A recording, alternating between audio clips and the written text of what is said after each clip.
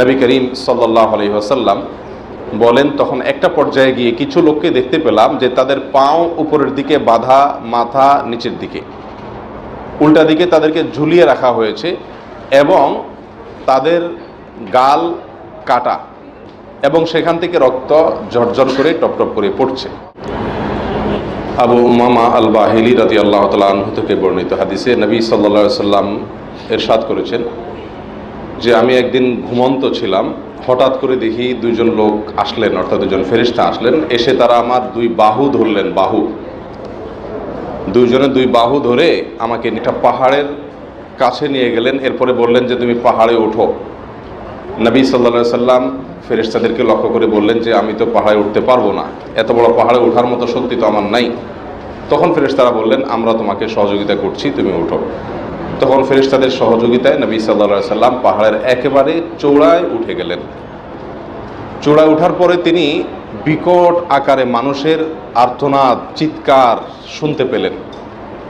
জিজ্ঞাসা করলেন ফেরেশতাদেরকে যে এগুলো কিসের শব্দ, এত ভয়াবহ আওয়াজ শোনা যাচ্ছে, মানুষের চিৎকার, আর্তনাদ, কান্নাকাটির আওয়াজ শোনা যাচ্ছে, কিসের?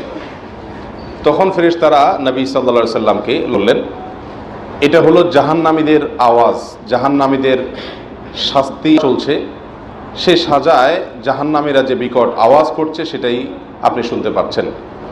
নবী করিম সাল্লাল্লাহু আলাইহি ওয়াসাল্লাম বলেন, তখন একটা পর্যায়ে গিয়ে কিছু লোককে দেখতে পেলাম যে তাদের পাও উপরের দিকে বাঁধা, মাথা নিচের দিকে, উল্টা দিকে তাদেরকে ঝুলিয়ে রাখা হয়েছে এবং তাদের গাল কাটা এবং সেখান থেকে রক্ত ঝরঝর করে টপটপ করে পড়ছে।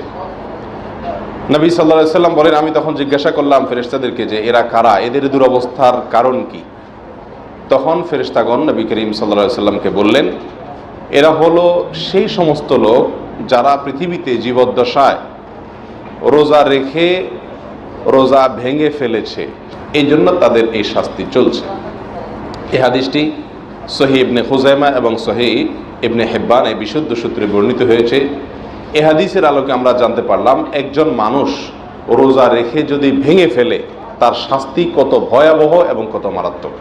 প্রিয় ভাইরা, কোন এক সালাফ বলেন যে এই যদি হয় রোজা রেখে ভেঙে ফেলার শাস্তি, তাহলে যারা রোজা রাখছেন না, রোজা রাখেনই না, আল্লাহ মাফ করুন, তাদের সাজা কত জঘন্য হবে, কত কঠিন হবে। রোজা রাখার পরে শরীয়ত সমর্থিত ওজর ছাড়া যেন তেন অজুহাতে যারা রোজা ভেঙে ফেলেছে তাদের যদি এত কঠিন এবং কঠোর শাস্তি হয়, তাহলে যারা রোজা রাখছেনই না তাদের শাস্তি এর চাইতে কত বেশি ভয়াবহ হবে। প্রিয় ভাইরা, অনেকে সামান্য গ্যাস্ট্রিকের অজুহাতে রোজা রাখেন না, অনেকে সামান্য ছোটোখাটো রোগ বালায় অজুহাতে রোজা রাখেন না। দুনিয়ার সামান্য কটি পয়সার জন্য যত অসুস্থই হোক না কেন আমরা 2, 5, 6, 7, 8, 10, 12, 14 ঘন্টা না খেয়ে থাকাটা আমাদের জন্য কঠিন কিছু না। কিন্তু আল্লাহ সুবহানাহু ওয়া তাআলার বিশাল নির্দেশ পালন করার স্বার্থে রোজা রাখতে গেলে নফস বা প্রবৃত্তি আমাদেরকে নানা অজুহাত দাঁড় করিয়ে দেয়। আল্লাহ তাআলা আমাদেরকে এগুলো থেকে ফিরে আসার তৌফিক দান করেন।